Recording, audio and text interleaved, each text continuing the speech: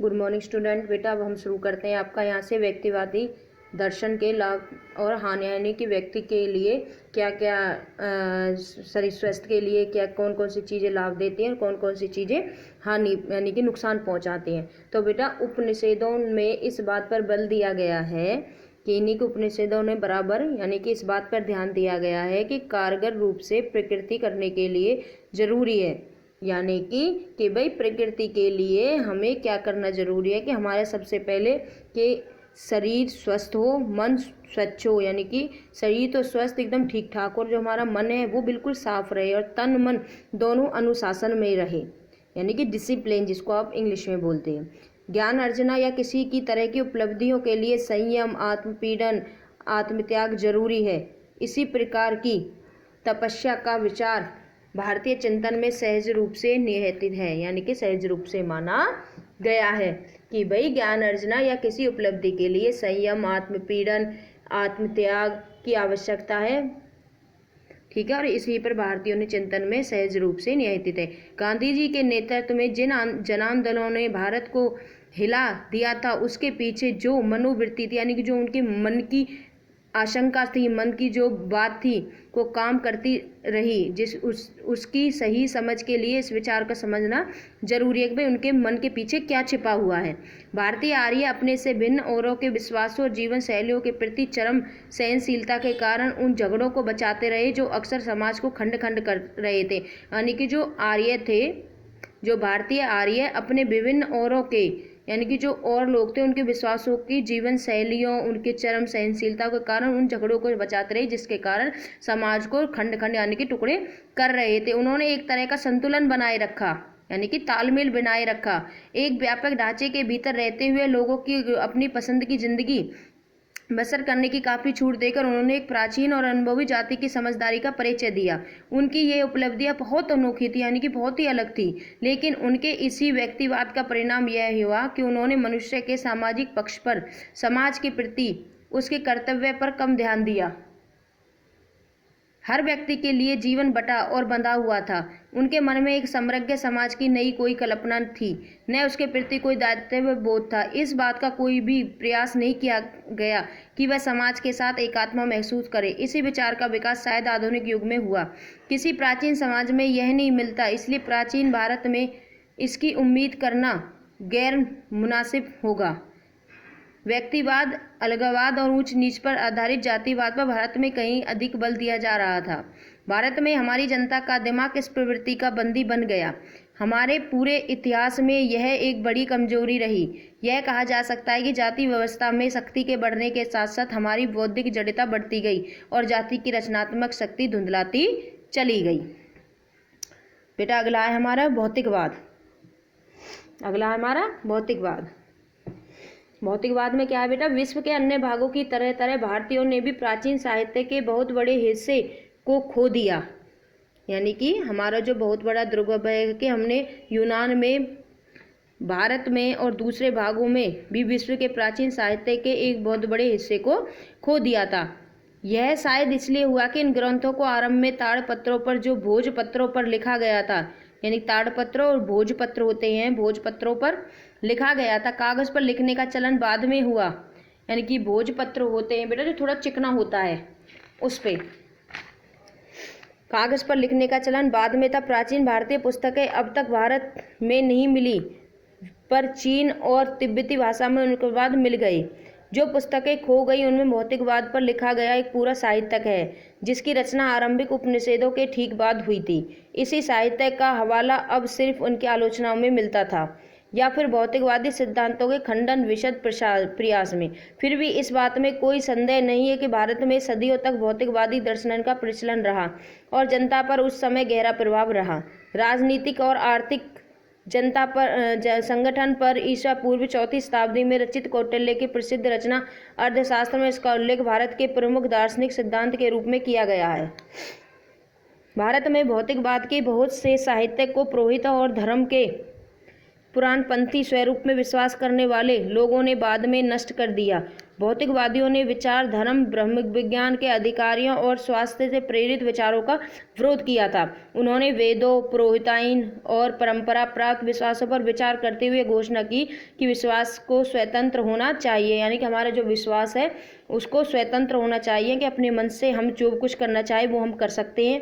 पहले से मान ली गई ये बातें या अतीत के प्रमाणों पर निर्भर नहीं कि उनका सामान्य रुख उनकी दृष्टियों से आधुनिक भौतिकवादी दृष्टिकोण जैसा था। वे अपने आप को अतीत की बेड़ियों और बोझ से मुक्त कराना चाहते थे, यानी कि जो अतीत माने हमारा जो पिछले जो बीता हुआ समय था उनकी बेड़ियों से, जंजीरों से बिल्कुल मुक्त करना चाहते थे। उन तमाम बातों से जो प्रत्यक्ष दिखाई नहीं देती थी, साथ ही काल्पनिक देवताओं की पूजा से भी। उनके अनुसार वास्तविक अस्तित्व केवल विभिन्न रूपों में वर्तमान पदार्थों का और इस संसार का ही माना जा सकता है। इनके अलावा न कोई संसार है, न स्वर्ग है, न नरक का, और न ही शरीर से अलग कोई आत्मा।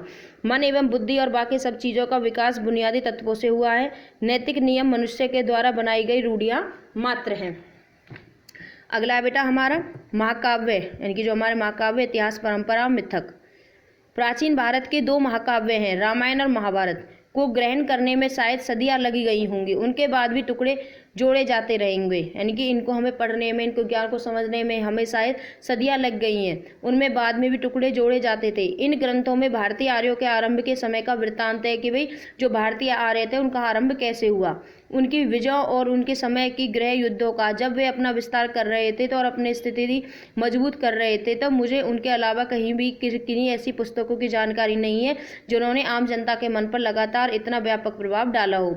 इतने प्राचीन समय में रची जाने के बावजूद भारतीयों के जीवन पर आज भी इनका जीवंत प्रभाव दिखाई पड़ता है। ये 2 ग्रंथ भारतीय जीवन का अंग बन गए हैं।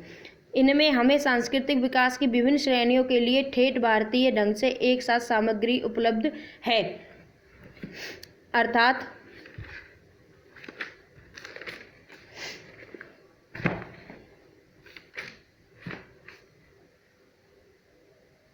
अर्थात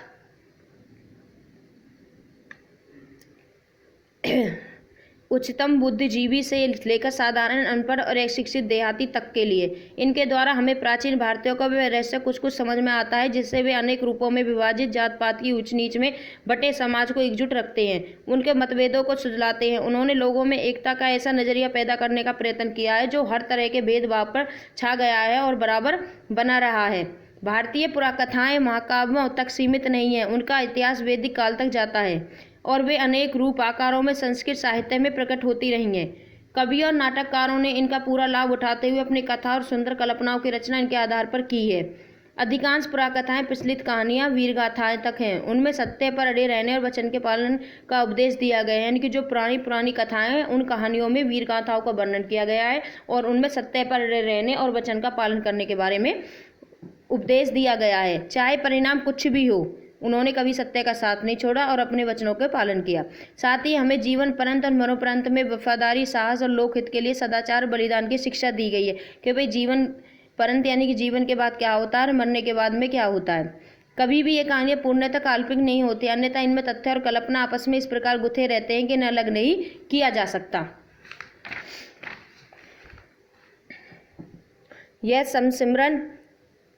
यह सम्मिश्रण काल्पनिक इतिहास का रूप ग्रहण कर लेता है, जो हमें यह भले ही न बता सके कि निश्चित रूप से क्या घटित हुआ है, पर ऐसी बात की सूचना देता है कि जिसे घटित होने पर विश्वास कर सकते हैं। ये घटनाएं वास्तविक हैं या काल्पनिक। जीवन में एक की स्थिति जीवंत तत्वों की ही जानती है, जो उन्हें रोजमर्रा यानी कि प्रतिदिन की जिंदगी की एक रस्ता और कुरूपता से खींचकर उत्तर क्षेत्रों की ओर ले जाती है।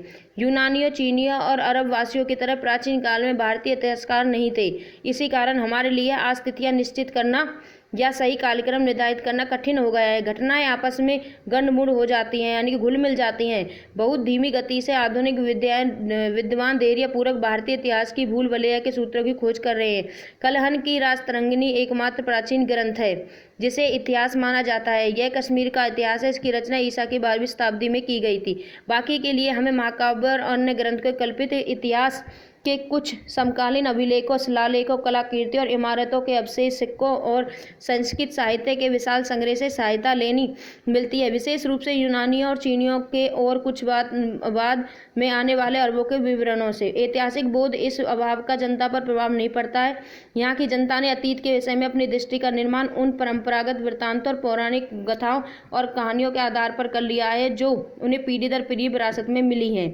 इन्हीं काल्पनिक इतिहास तथा तथ्य और दंत कथाओं के इस मिश्रित रूप का व्यापक प्रचार हुआ है। इनसे जनता को एक मजबूत और टिकाऊ सांस्कृतिक पृष्ठभूमि मिली है, लेकिन इतिहास की अपेक्षा के कारण हमारे दृष्टिकोण में धुंधलापन पैदा हुआ, जिंदगी से अलगाव पैदा हुआ, तथ्यों के बारे में दिमागी उलझने और सहज विश्वासी करने की प्रवृत्ति पैदा हुई।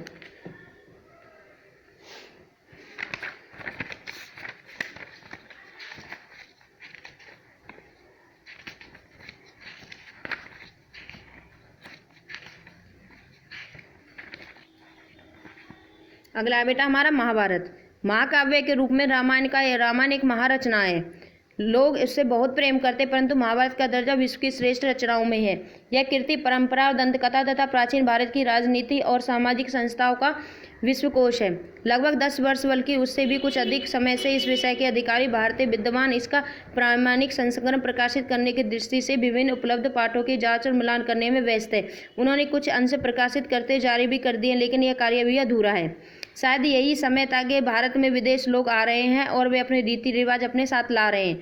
इनमें बहुत से रिवाज अब आर्यों से मेल नहीं खाते, इसलिए विरोधी विचारों और रिवाजों का विचित्र घालमेल दिखाई पड़ता। आर्यों में स्त्रियों के अनेक विवाह का चलन नहीं था, किंतु महाभारत की कथाओं के विशेष नायिका एक साथ 5 भाइयों की पत्नी और धीरे धीरे यहाँ से पहले मौजूद आदिवासियों के साथ नए आने वाले लोग भी आर्यों के साथ घुल मिलकर एक हो रहे थे। इन्हीं नई स्थितियों के अनुरूप वैदिक धर्म में संशोधन किया जा रहा था। इसने सबको समेटकर चलने वाले को उदार व्यापक रूप ग्रहण कर लिया था, जिससे आधुनिक हिंदू धर्म निकला। इसलिए संभव हो सका क्योंकि बुनियादी नजरिया जान पड़ता है कि सत्य पर किसी का एकाधिकार नहीं हो सकता। उसे देखना और उससे तक पहुंचने के बहुत सारे रास्ते होते हैं, इनके एक ही रास्ता नहीं होता। इसलिए सब तरह के अलग अलग हैं, यहाँ तक कि विरोधी विश्वासों के सहन का भी सहन कर लिया गया है। महाभारत में हिंदुस्तानियों की, जिसे दंत कथाओं का निस्सार जाति के आदि पुरुष भारत के नाम पर भारतवर्ष कहा जाता है, बुनियाद एकता बल देने की निश्चित कोशिश की गई है। इसका एक और पहले का नाम था आर्यावर्तन, यानी आर्यों का देश, किंतु यह नाम तथ्य भारत में विधेय